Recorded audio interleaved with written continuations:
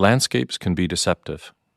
Sometimes a landscape seems to be less a setting for the life of its inhabitants than a curtain behind which their struggles, achievements, and accidents take place. For those who, with the inhabitants, are behind the curtain, landmarks are no longer only geographic, but also biographical and personal.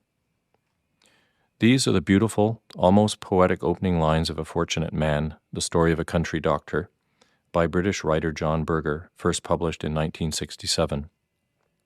It remains what some general practitioners, me included, consider to be the greatest book ever written about the work that we do. Over the years, I've come to learn that many general practitioners and family doctors have not heard of the book, let alone read it. Even fewer non-physicians are familiar with it.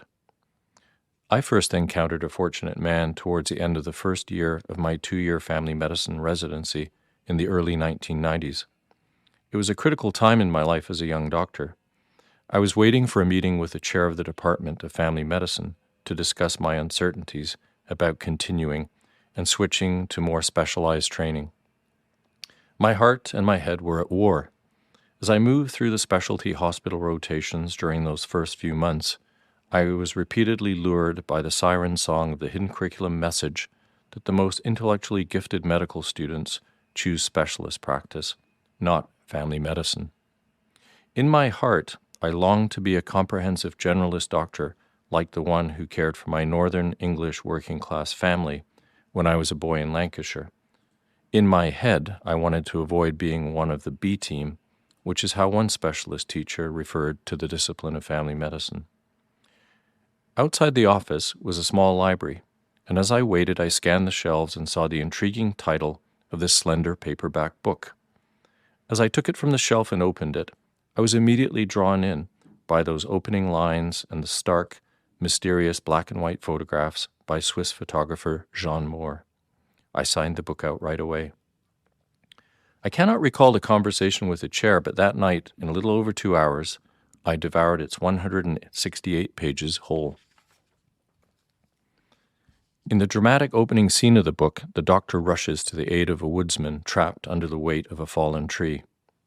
Quote, "A man breathlessly said that a woodman was trapped beneath a tree. The doctor asked the dispenser to find out exactly where, then suddenly picked up his own phone, interrupted her, and spoke himself. He must know exactly where. Which was the nearest gate in the nearest field? Whose field? He would need a stretcher. His own stretcher had been left in hospital the day before. He told the dispenser to phone immediately for an ambulance and tell it to wait by the bridge, which was the nearest point on the road. At home in the garage there was an old door off its hinges, blood plasma from the dispensary, door from the garage. As he drove through the lanes, he kept his thumb on the horn the whole time, partly to warn oncoming traffic, partly so that the man under the tree might hear it and know that the doctor was coming. The doctor arrives, the plasma transfusion is set up, morphine given for pain. The woodsman and the leg pinned under the fallen tree are both saved.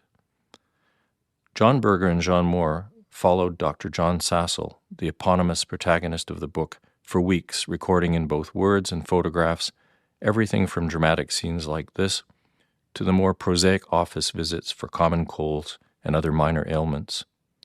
One early scene in the book, a house call to a woman dying of congestive heart failure, reminded me of the first house call I ever made during my internship year. I was on call for the practice over the weekend. Late on an autumn Friday afternoon, just as clinic was finishing, I got the page. It was for an elderly woman in her 80s who lived alone. She was clearly confused, and as I recall now, the only information I could get from her was that she had been having, quote, trouble with my water, unquote. By the time I arrived at her second-floor walk-up apartment, it was dark, and after several loud knocks on the door, she finally answered.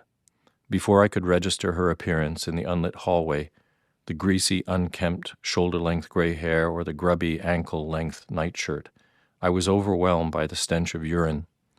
It was clear that she had been incontinent for days from an untreated bladder infection, and her confusion was due to sepsis, a common complication in the elderly.